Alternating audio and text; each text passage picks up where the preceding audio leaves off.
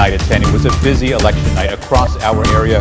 We're following dozens of races across Iowa tonight. That includes races for city council, school board, and some questions about spending your tax dollars. This all includes one of the biggest contests in our area, Davenport's race for mayor.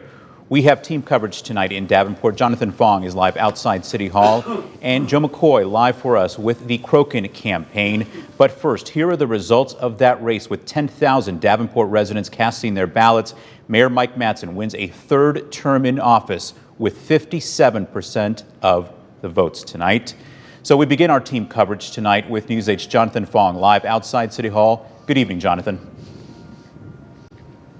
Good evening, John. He first was in office for mayor in 2020, and now he's been reelected for another 2 years. Right here live in front of City Hall, we have Mayor Mike Mattson joining us tonight. Mattson, thank you so much for coming out here. Jonathan, good to see you. Wonderful, cool night in Davenport. I'm really happy. I first want to thank everybody that ran for election, whether you're in the primary or the general election. It means a lot that we have people interested in, and I'm just very happy and thankful for all my supporters. I'm thankful for everybody in Davenport, and I look forward to another great 2 years with the future and new council. Great. Now, if you had to list one or two big goals you have in mind, what are those? Public safety is always our first goal, to continue our work there. We have so many good things we've been doing, so we just want to continue the positive momentum we've done, fixing our streets, the public safety issues, economic development, our financial stability, all of those things, and then working with all the representative community members in this city, because that's what it's about. It's about the people here, and I'm just so honored and humbled to be elected for another 2 years. Mayor Mattson, thank you so much. We appreciate you taking your time to come out here. Thank you very much. Have a good evening. Great. That was Mayor Mike Mattson live here in front of City Hall in Davenport. Now, we also have News 8's Joe McCoy sitting down with Ken Crokin, also in Davenport. Good evening, Joe. Yeah, good evening, Jonathan. I'm actually in the living room of two friends of Ken. He's the other candidate. He was an Iowa representative, and I want to bring Ken in now.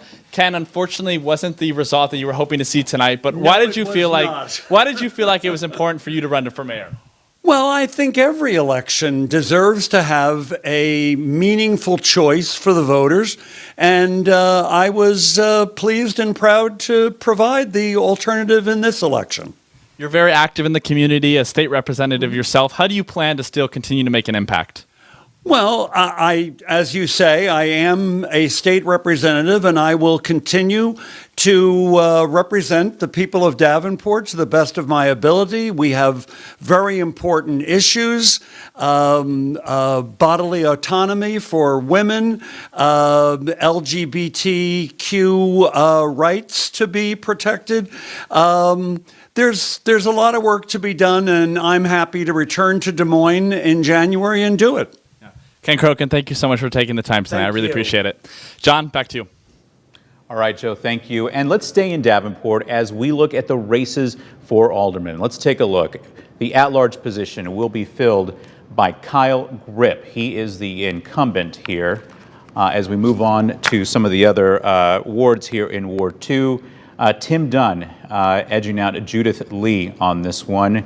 And in Ward 3, Marion McGinnis, the incumbent, again winning decidedly here with 538 votes.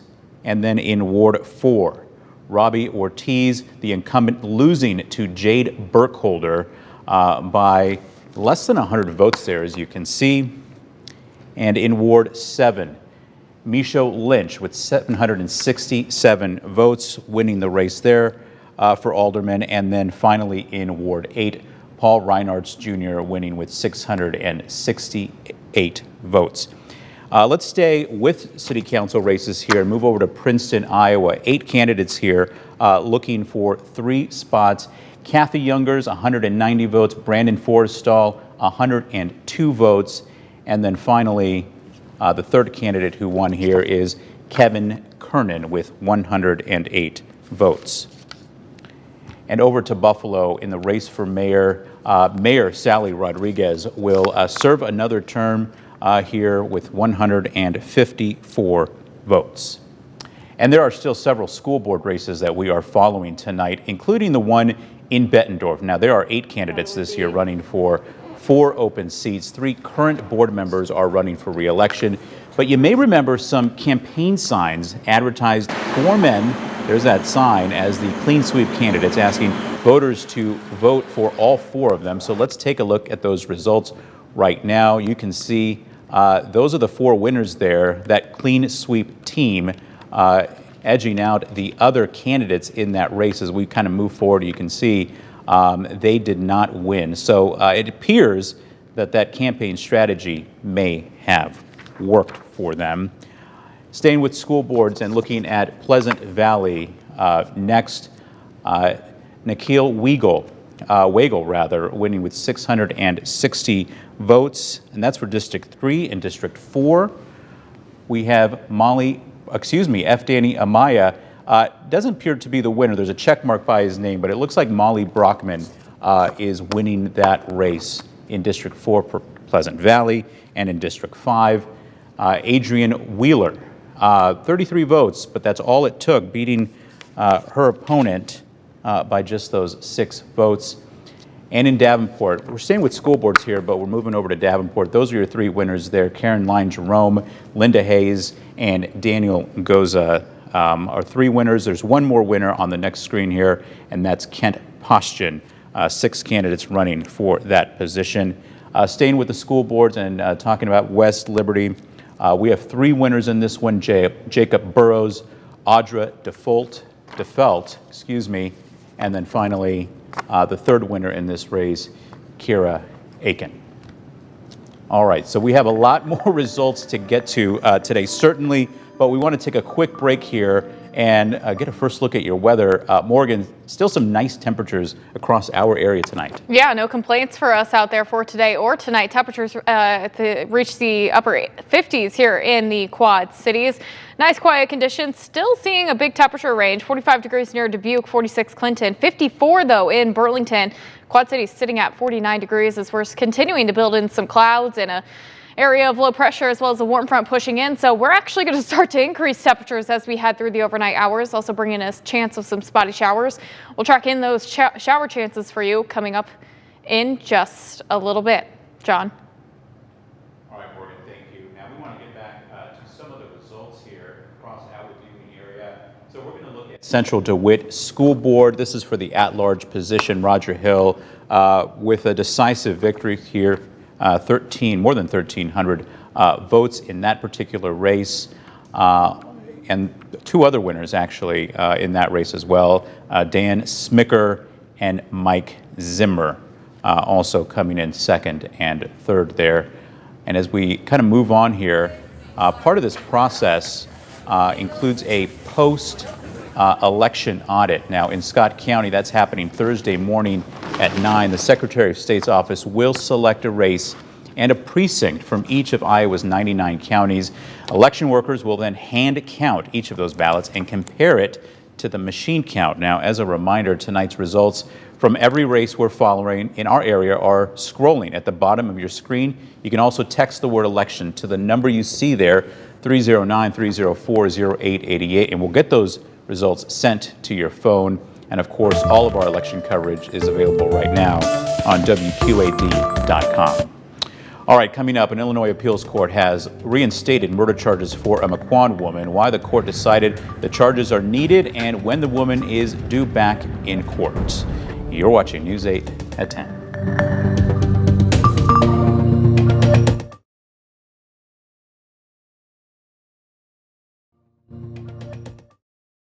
Certified technicians, genuine Toyota parts. Put your trust in Toyota Service Centers. Incoming!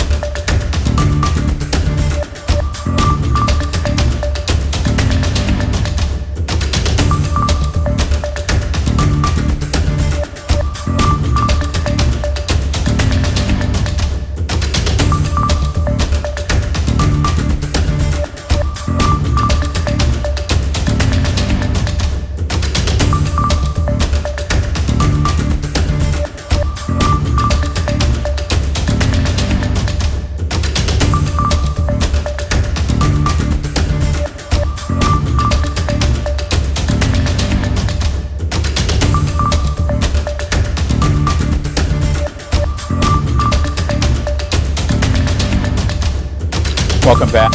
We're waiting for results from Jackson, Louisa, and Des Moines counties. Now, all of the results scrolling at the bottom of your screen right now, but it's important to remember tonight's results are unofficial. The Secretary of State's office still needs to certify those results. Republican presidential candidate and current Florida Governor Ron DeSantis hopes a recent endorsement will boost his polls. Kim Reynolds announced her formal support last night. It comes ahead of tomorrow's Republican presidential debate. Reynolds joined the DeSantis campaign this morning at the Machine Shed in Davenport. DeSantis says he feels confident with where he's at right now in the race.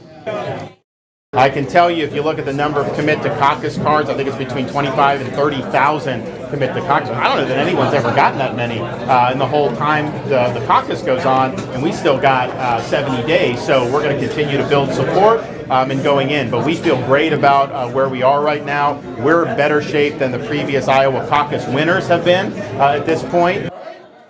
Now, a recent Des Moines Register poll shows DeSantis tied with Nikki Haley for second in Iowa and 27 points behind former President Trump. And new at 10 tonight, a worker at the John Deere Parts Distribution Center in Milan has died. Details are limited right now. We know a safety report was filed with OSHA just 2 weeks ago. We do not know if it is related to this employee's death. A Deere spokesperson says, in part, quote, "Our thoughts and deepest sympathies go out to his family and friends, including the many people he worked with at PDC." An Illinois appeals court has reinstated first-degree murder charges against a Mequon woman.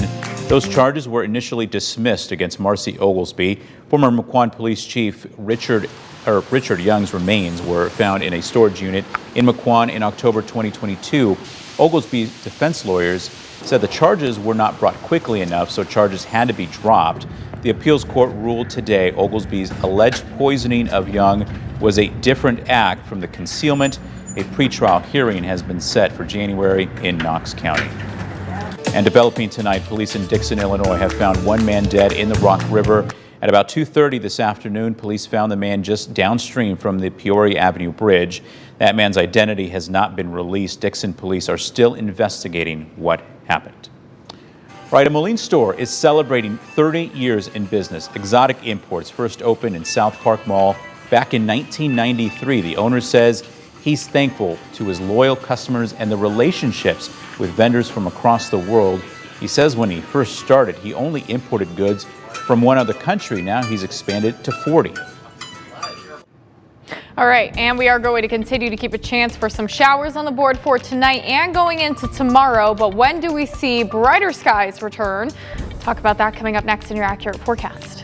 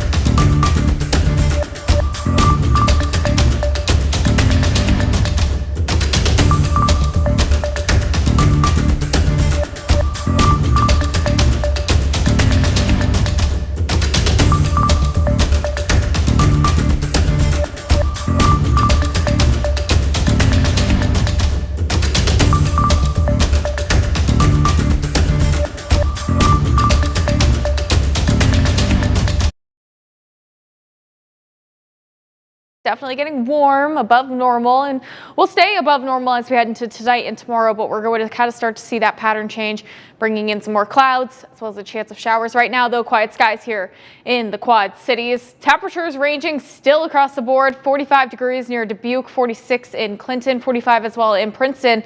Warmer down to our south, though. Burlington sitting at 54 degrees. Likely going to see a similar setup for tonight and tomorrow, where it's cooler off north, much warmer down to the south, where we see about a 10 to 15 temperature change across the board. But gusts definitely kicking up a little bit more out there. Those gusts getting as high as 20 miles per hour. Cedar Rapids area even clocking in around 30 miles per hour. So breezy heading into tonight. But we're tracking in that system a warm front that is continuing to progress, and it's going to continue to keep those temperatures really mild tonight. So a lot warmer than it was last night. But again, increasing the clouds as well as a chance for some spotty showers, especially as we get into tonight, and some more chances going into tomorrow. Want you to take these high temperatures with a grain of salt. Could definitely see some areas off to our north stay in the 50s for tomorrow, but down to the south, there are going to be some areas, Burlington, Galesburg, maybe even Princeton, getting really close to 70 degrees. The rest of us, though, going to kind of range in the middle in the low to mid 60s. So we're going to have to watch that, but it really is all dependent on where that boundary sets itself up. If it gets closer to I-80, we'll see temperatures get maybe a little bit warmer for us. But again, tonight pretty mild as temperatures stay in the upper 40s. Once we get past midnight is when we kind of start to see those spotty showers become a little more scattered. I do think your Wednesday morning commute is going to be dry, but once we get to Wednesday afternoon, that's when we see another round of some showers, mainly concentrated on the Illinois side. As we get to Wednesday afternoon and then start to bring in that cooler air for us. We'll clear skies out as we get into Wednesday night. But abundant sunshine actually going to keep us near normal. Yeah, we're going to be cooler, but still comfortable in the mid to upper 50s. Again, not too much rain expected out of this system. Most of us only about 1/10 of an inch, highest about 1/4 of an inch, especially for some of those Illinois hometowns where you see some of those darker grains beginning to pop up as we get into late Thursday. But we have a pretty nice stretch of weather, even heading towards next week. We'll talk about when we could get right back into the 60s coming up in 30 seconds. The largest sale in Necker's Jewelers' 130-year history is happening now. The Davenport store is closing. We're liquidating millions of dollars of jewelry at discounts up to 70% off. Everything must go, down to the bare walls, even the cases. Hurry into the Davenport or DeWitt store and score discounts on top brands while they last. Going on now, only at Necker's Jewelers. All right, after tomorrow's clouds and shower chances, we'll bring back brighter skies for the rest of the week. Dry conditions into the weekend, and temperatures actually not looking too bad. A little more seasonal, but by the time we get to next week, a nice stretch of the 60s, and actually that could stick around with us through next week as we have multiple days in the 60s. It won't be until the following weekend that perhaps we bring in a little more activity, a little more wet weather, which will put us right back down to where we should be for the month of November. But so far, first half of November, not looking too shabby at all. Bringing us to the 3-degree guarantee, sponsored by Erickson Chevrolet. Forecasted high was 61, actual 58. Just enough, though, to put another $20 into that jackpot. Yeah, it still counts. And yeah, today was great, and I'm just loving that 14-day. I know. It looks great. I love all the 60s in a row. Exactly. We'll All right. keep it. Thanks, Morgan. And time once again for the monthly results of the 3-degree guarantee. $20 goes to charity each day. Morgan and the Storm Track 8 weather team accurately forecast the daily high temperature within 3 degrees. James joined Tom Pospisil at Erickson Chevrolet in Milan, presenting a check for $540 to KSI, the Center for Active Seniors in Davenport. We'll be right back.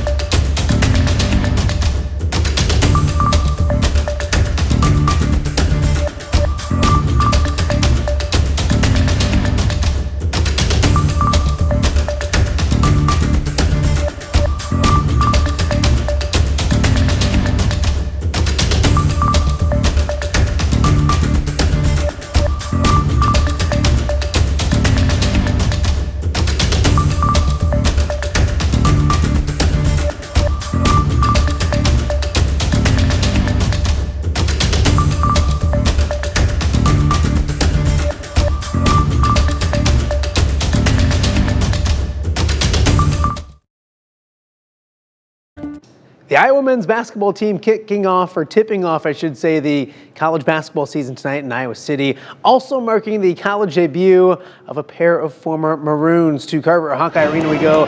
Brock Harding and Owen Freeman ready for their first game in black and gold. Iowa hosting North Dakota. First half, home team with fast starts. Asante Bowen buries the three. Iowa grabs an early lead. Later in the first is Patrick McCaffrey getting to the bucket for the hoop and the harm. Hawkeyes race out to an 18-9 start. Let's get to those former Maroons. Owen Freeman spinning baseline. Pretty reverse lay-in. That's his first 2 points as a Hawkeye next trip down. Brock Harding drives and dishes to Freeman for the two-handed slam. Boy, did we see that a lot at Wharton Fieldhouse last season. Freeman had 14 on the night. Then it's Harding using the screen at the top of the key and burying the trifecta. Brock goes for 6 points and a team-high 7 assists. Iowa cruises 110-68. Freeman's 14-point game came in just 14 minutes, catching Fran McCaffrey's attention after the game. Mark, he gave you guys. He's special. I mean, he can run. He's active. I want to see him be a little more aggressive, blocking shots. But he's got good ball skills, handling and passing. He moves it. He's quick in the post. He makes moves. He can finish over either shoulder. And he's big and strong and powerful. So he's a guy that's just going to keep getting better. Iowa returns to action Friday night against Alabama State. High school basketball practice officially underway on both sides of the river. The Western Big Six Coaches Banquet headlining each night, coming up a day each night of the week, the next 2 weeks, with the ladies going first this evening. To Rock Island Botanical Center we go for the third annual Western Big Six Girls Coaches Banquet. The conference adding the ladies a few years ago, continuing to be a big success. The conference coaches previewing their teams, telling a few jokes along the way as well.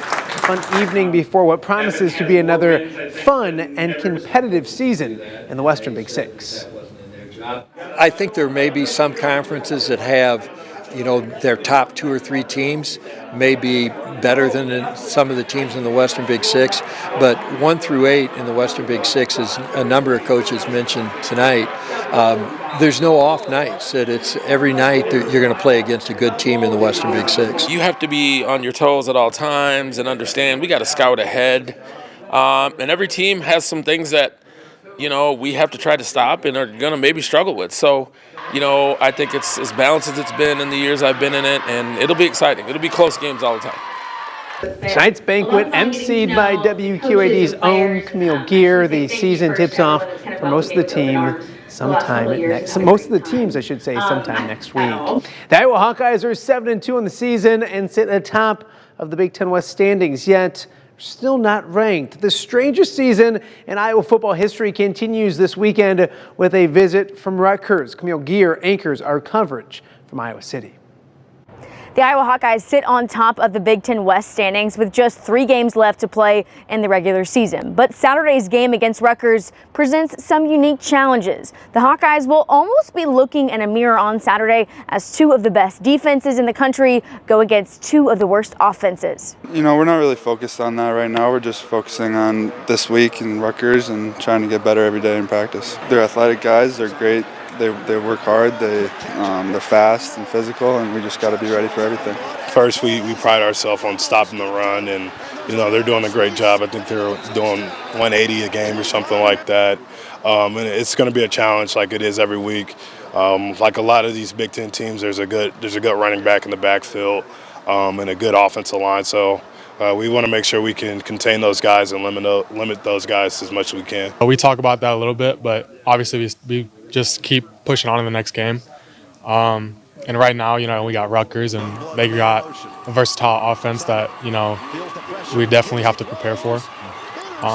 But yeah, our goals are definitely got big goals ahead of us still. It's on the table. And they've got a good football team. One of the top running backs in the Big Ten, big physical offensive line, good receivers that'll block, and they're veteran guys. All those guys are seniors, the 3 top guys. Quarterback's playing really well for them. Tight end's a dangerous player. And then they're playing good team defense, and that's, it's kind of, you can see it in the process last year. Now it's coming to fruition. So good job on special teams, good kicker, good punter. So all in all, it's going to be a big challenge for us, and we're in the process of trying to get ready for that. Iowa leads the series 3-0 all-time against Rutgers and looks to make it 4 in a row on Saturday. Reporting inside Kinnick Stadium, Camille Gear, WQAD News 8 Sports.